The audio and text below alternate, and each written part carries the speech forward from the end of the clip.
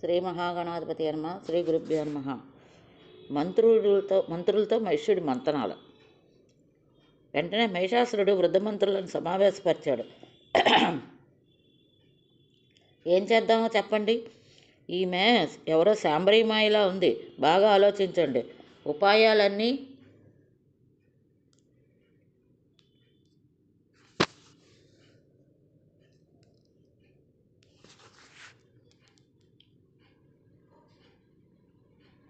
చర్చించండి, కర్తవ్యం ఏమిటో తేల్చి చెప్పండి అన్నాడు. మంత్రులంతా ఒకేలాగా స్పందించారు. మహిషాసుర, సత్యమే పలకాలి, ప్రేమే చెప్పాలి, హితమే ఉపదేశించాలి. ఇది పండితుల లక్షణం. ఒక్కొక్కప్పుడు హితమైంది అప్రియం కావచ్చు, ప్రేమైంది అహితం కావచ్చు. ఔషధం అప్రియంగానే ఉంటుంది, కానీ అదే హితం. కాబట్టి అన్ని వేళలా సత్యానిదే అగ్రపీఠం. అయితే సత్యం చెప్పేవాళ్ళు కానీ వినేవాళ్ళు కానీ అట్టే మంది ఉండరు, బహు దుర్లభులు. ప్రియాలు పలికేవాళ్ళు చాలామంది ఉంటారు. అందుచేత మహారాజా, ఈ గహన విషయంలో మేము చటుక్కున ఏ నిర్ణయమూ తీసుకోలేకపోతున్నాం. అసలు ఎవరికి ఎప్పుడు ఏది శుభమో ఏది అశుభమో తెలిసి చెప్పగలిగిన వాడు ఈ ముల్లాకాల్లో లేడు. ఈ మంత్రుల మాట విని మహిషాసురుడు చిన్నగా నవ్వాడు. అయితే అమాత్యులారా, మీ మీ అభిప్రాయాలను ఎవరి మాటకు వాళ్ళు చెప్పండి. అది విని నేను ఒక నిర్ణయానికి తీసుకుంటాను. ఇది ఉత్తమోత్తమైన పద్ధతి అని అందరూ అంగీకరిస్తున్నారు కదా అన్నాడు. అప్పుడు ముందుగా విరూపాక్షుడు ప్రభువు గారి మనసును రంజింపజేస్తూ తన అభిప్రాయం ఇలా చెప్పాడు. మహారాజా, ఒక ఆడది మదమెక్కి మాట్లాడితే వాటిని ఇంతగా పట్టించుకోవడం ఏమిటి? అవి వట్టి బెదిరింపు మాటలు. వాటికే బెదిరిపోతామా? నీవంటే రణదుర్మదులు భయపడతారా? అసత్యమని తెలిసి, సాహసమని తెలిసి, స్త్రీ చేష్టితమని తెలిసి త్రిలోక విజేతవు నువ్వు బెదిరిపోవడం ఏమిటి? నీ వంటి మహావీరుడు ఇలా దీనులు కావడం ఏమిటి? పెద్ద అపకీర్తి. అని చేత నీ దాకా ఎందుకు కానీ నేను ఒక్కడనే వెళ్ళి ఆ చెండుకను చీల్చి చెండాడొస్తాను. నువ్వు నిర్భయంగా ఉండు. అంతగా అవసరమైతే కొంత సేనను తీసుకువెళ్తాను. సర్పపాసాలతో బంధించి ఆ అర్థాన్ని తెచ్చి నీ పాదాల చెంత నిలుపుతాను. నీకు వశమయ్యేటట్టు చేస్తాను. చూద్దుగా నా శక్తి సామర్థ్యాలు ఏమిటో. విరూపాక్షుని మాటలకు దుర్ధరుడు పంత పలికాడు. ఆలోచించగా ఆ మదవతి కామాత్రం అనిపిస్తోంది. రూపగర్భితమైన నాయకులు ఇలాగే ఉంటారు. భయపెట్టి నిన్ను వశం చేసుకోవాలనుకుంటోంది. కామినీమణుల హావభావాలు రసికులు మాత్రమే పసిగట్టగలరు. ప్రియుడి పట్ల స్త్రీలు వక్రోత్పరాయణులు. అవి అందరికీ అర్థం కావు. కామశాస్త్రం తెలిసినవాడే అర్థం చేసుకోగలడు.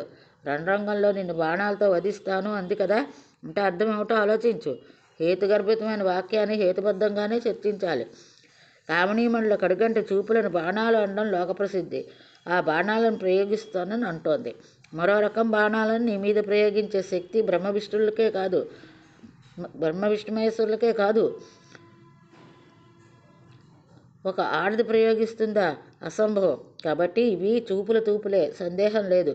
ఇది తెలియక నువ్వు పంపిన మంత్రి విపరీతార్థాలు చేసి చెప్తున్నాడు. రణరంగంలో పడగడతాను అంటూ సెయ్యి మీద ఓడిస్తాను అని అర్థం. పురుషాయుధ క్రీడగా దీన్ని సంభవించాలి. ప్రాణాలు తీస్తాను అంటే కంగారు పడవలసిన అవసరం లేదు. పురుషుడికి వీర్యమే ప్రాణం. ఇంతకన్నా వివరించడం మంచిది కాదనుకుంటాను. ఇంత వ్యంగ్యం ఉంది ఆవిడ మాటల్లో. గ్రహించడానికి రసోద్గ్రంథాలు చదివిన అనుభవం ఉండాలి. అదీకాక ఎవరైనా స్త్రీ మన మీద కోపించినా, గర్వం ప్రదర్శించినా మనకు లొంగిపోవడానికి ఇష్టపడుతోందన్నమాట. అంచేత అస్త్రాలు వద్దు, శస్త్రాలు వద్దు, నన్ను పంపించు. మధురంగా మాట్లాడి ఆవిడని చెంతకు తీసుకొస్తాను. నీకు సేవకురాలు చేస్తాను. వృద్ధరుడి అభిప్రాయంతో నివేదిస్తూ తామ్రుడు వీరావేశంతో గొంతు దించుకున్నాడు. మహారాజా, రసాలు లేవు, వ్యంగాలు లేవు. కామాతురా కాదు, అనురక్త కాదు. ఆవిడ మాటలను కాసేపు పక్కకు పెట్టి సందర్భాన్ని గురించి ఆలోచించండి. స్త్రీ రూపంలో ఉంది, ఒంటరిగా వచ్చింది, నిరాలంబంగా నిలబడింది. 18 బాహువులు ఉన్న నారీమణిని ఎక్కడైనా ఎప్పుడైనా కనీ విని ఎరగం.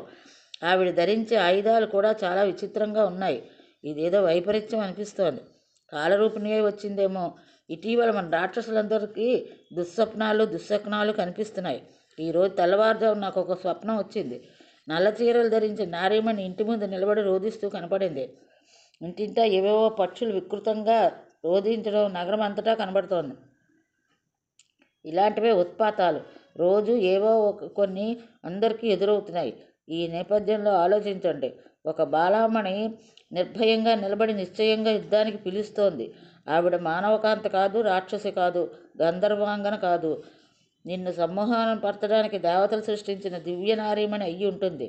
నిన్ను భయపడమని నేను చెప్పట్లేదు, పిరికి పందెపై పలకటం లేదు, పారిపోదామని అనడం లేదు. యుద్ధమే చేద్దాం, ఏది జరగవలసి ఉంటే అదే జరుగుతుంది, దాన్ని ఎవరూ తప్పించలేడు కదా. తామ్రుడి మాటలకు మహిషాసురుడు నచ్చాయి. వెంటనే ఆజ్ఞాపించాడు. తామ్ర, యుద్ధానికి సర్వసన్నిధుడే బయలుదేరి వెళ్ళు, ఆవిడని జయించు, సాధ్యమైనంత వరకు ప్రయత్నించి ప్రాణాలతో బంధించి తీసుకురా, కాకపోతే సంహరించు. నువ్వు మహావీరుడివి, సర్వజ్ఞుడివి, అంశాస్త్ర పారంగతుడివి, కాబట్టి అక్కడికి వెళ్ళగానే అన్నీ అర్థం చేసుకోగలుగుతావు. ఆవిడెవరు, ఎందుకోసం వచ్చింది, కామభావంతో వచ్చిందా, వైరభావంతో వచ్చిందా, ఎవరు ఈ మాయాశక్తి, ఇవన్నీ ముందుగా గ్రహించి ఏం చెయ్యాలో అది చెయ్యి. యుద్ధమే అవసరం అనిపిస్తే రణభేరి మ్రోగించు. పిరిగితనం పనికిరాదు, అలాగని నిర్భయత్వము పనికిరాదు. ఆవిడ మనసును అర్థం చేసుకుని దాన్ని తగినట్టుగా చెయ్యి. ప్రభు ఆజ్ఞను శిరసావించి తామ్రుడు సవినయంగా నమస్కరించాడు. సేనా సమేతుడే తరలి వెళ్ళాడు. మార్గ మధ్యంలో ఎదురైన అపశకునాలకు భయపడ్డాడు. కాలం దాపురించింది అనుకున్నాడు, అయినా ముందుకే సాగిపోయాడు. సింహవాహనం మీద స్థిరంగా కూర్చున్న మహాదేవిని చూశాడు. స్తుతిస్తున్న దేవతలను గమనించాడు. ఒంటరిగా ముందుకు నడిచి మహాదేవిని సమీపించాడు. వినయ వినిమిత గాత్రుడే నమస్కరించాడు. మధురంగా ప్రియంగా అన్నయ్య కంఠంతో పలికాడు. దేవి, దైత్యేశ్వరుడు మహిషాసురుడు నీ రూపగణగణాలు విని అనురక్తుడయ్యాడు. నిన్ను చెట్టపట్టాలని కోరుకుంటున్నాడు. అమర దుర్జుడైన మా ప్రభువు పట్ల మనసు పెట్టు. ఓ సుకుమారి, అతన్ని భర్తగా పొంది నందనవనంలో హాయిగా విహరించు. ఇంతటి సుందరమైనందుకు తగిన సౌఖ్యాలను అనుభవించు. ఎవరైనా సుఖాలు కోరుకునేదే కదా, దుఃఖాలను కోరుకోకూడదు. సుఖాలకేమీ హాయిగా కోరుకోవచ్చు, పొందవచ్చు. నీకు ఈ భయంకరమైన ఆయుధాలు ఎందుకు? నీ చేతులు పద్మాల్లా కోమలంగా ఉన్నాయి. పూబంతులు పట్టుకోవాలి తప్ప ఈ బరువైన బండ ఆయుధాలను ధరించడమా? చాలుగా, నీకు వదిలే. కొరబోరు, నీ కనుబొమ్మలే ఒక ధనస్సు, మరొక విల్లు ఎందుకు ఇంకా? క్రీగంటి చూపులే బాణాలు, వేరే తూపులు ఎందుకు ఇంకా? ఈ ప్రపంచంలో అత్యంత దుఃఖప్రదం ఏంటంటే యుద్ధమే. విజ్ఞుడు ఎవ్వడు కాయానికి కాలు దువ్వడు. ధనలోభమో రాజ్యలోభమో ఉన్నవాళ్లే యుద్ధాలు చేసుకుంటారు. నీకెందుకు ఈ బాధ? పువ్వునైనా ఆయుధాలుగా వేసుకోకూడదు.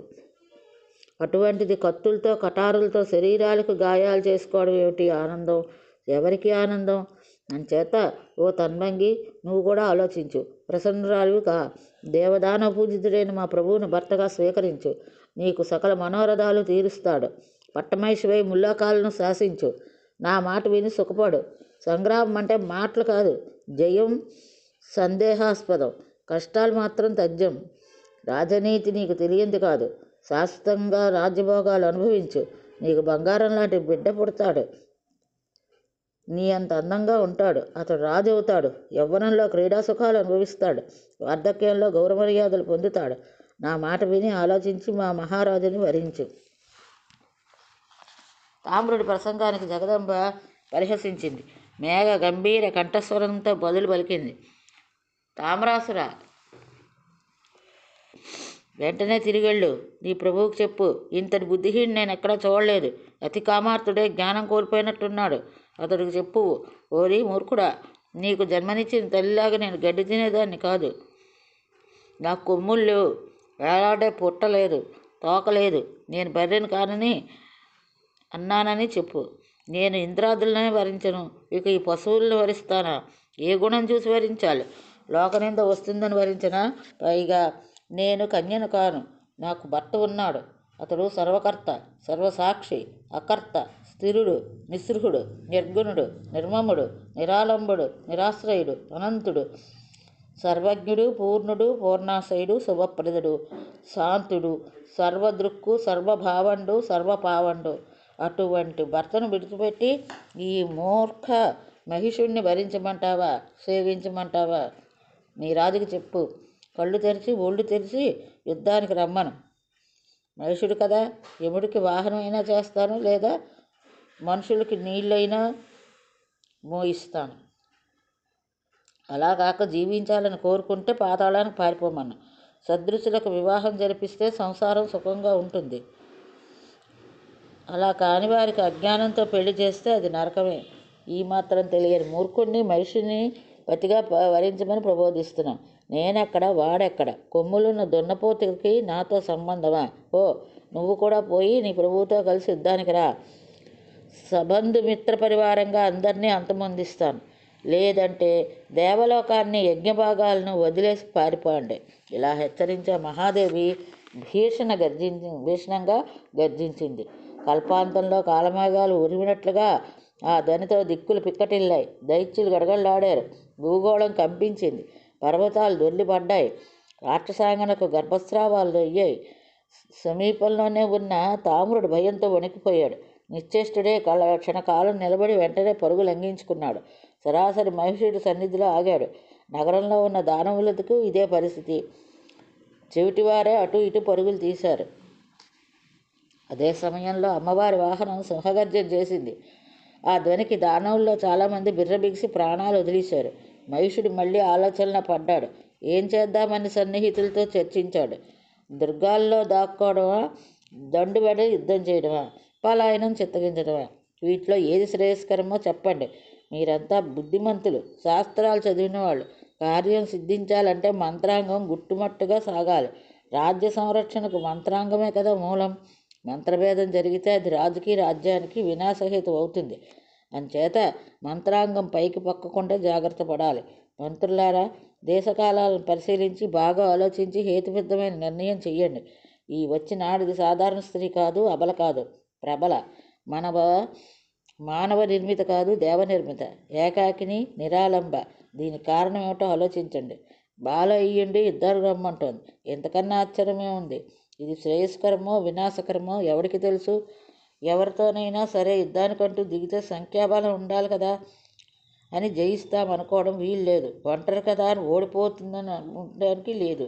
జయాపరాజయాలు ఎప్పుడూ దైవాధీనాలే. ఆ దైవం కంటి కనిపించదు కనుక ఉపాయవాదులు అదృష్టం అన్నారు. అయితే అది అంతా దుర్బరులకు, పిరిగిపందులకు ఒక ఆశావలంబం. సమర్థులకు ఈ దైవం ఎక్కడా కనపడదు. అదృష్టం అన్న మాట వినపడదు. ఒకవేళ అది ఉన్నా మహాసూర్యులకు ఉద్యమే అన్ని. ఇవన్నీ బాగా ఆలోచించి కర్తవ్యాన్ని నిర్దేశించండి. మహిషాసురుడి ప్రసంగం విని దైత్యులంతా గంభీరముద్ర వహించారు. కొంతసేపటికి ఆలోచన తెమిలి బిడాలుడు అనే మహాబలుడు నోరు విప్పాడు.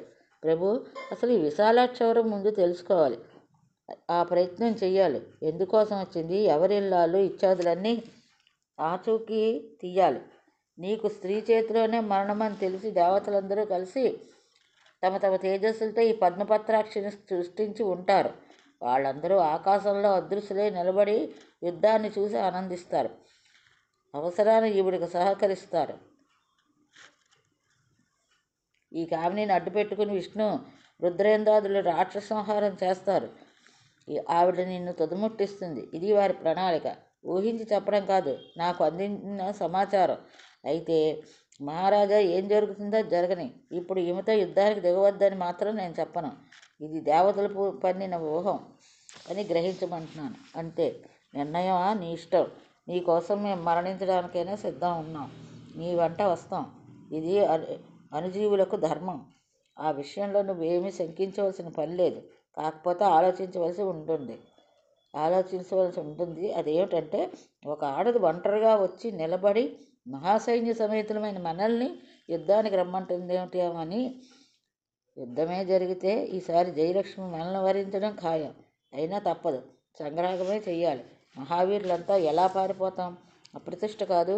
ఇంద్రాదులతో పోరాడినప్పుడే చెయ్యని పని ఒక ఒంటరి ఆడదాంతో తలపడినప్పుడు చేస్తామా? అంచేత యుద్ధమే కర్తవ్యం.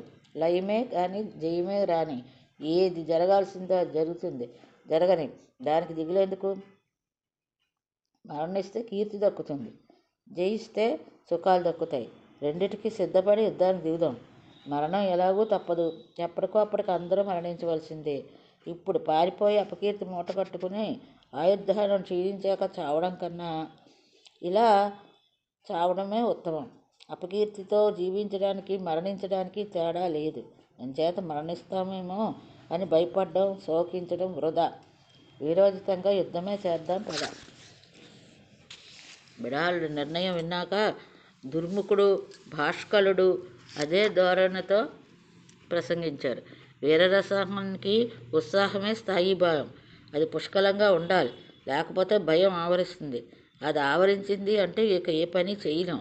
అంచేత భయాన్ని మన దర్దాపులకు రానివ్వద్దు. నువ్వు అనుమతిస్తే నేనొక్కడనే వెళ్ళి ఆ చెంచలాక్షిని హతమార్చి వస్తాను.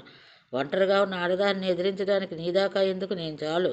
ఆ చండికను ఇప్పుడే యమలోకాన్ని పంపిస్తాను. ఏనాడు ఎవరికీ నేను భయపడలేదు. అష్టదిక్పాలకును హరిహరులను ఎదిరించి పోరాడాను, తెలుసుగా నీకు.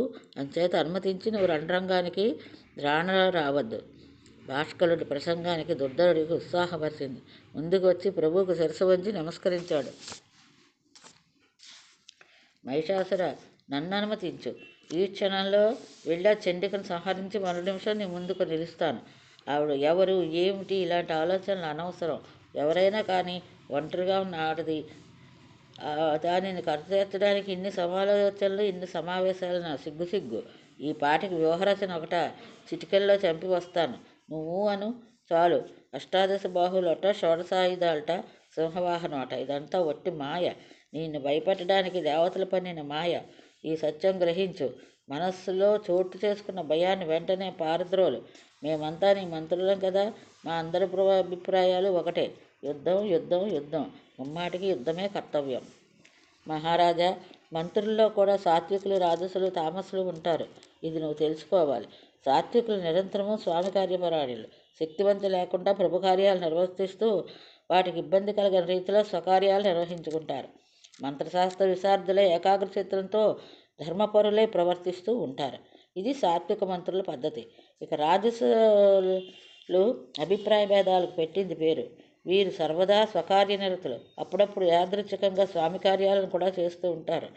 తామసులు లోభనిరతులు. కేవలం స్వకార్యపరణ స్వామి కార్యాలను భగ్గపరిచి మరీ స్వకార్యాలు సాధించుకుంటారు. వీరు సమయం అనుకూలించినప్పుడు స్వామితో భేదించి శత్రువులతో చేతులు కలుపుతారు.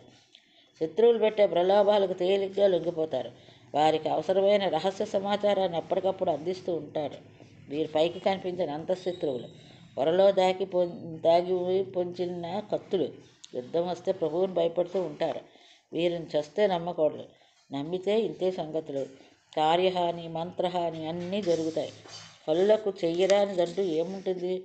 లంచాలకు లొంగిపోయి ఏమైనా చేసేస్తారు.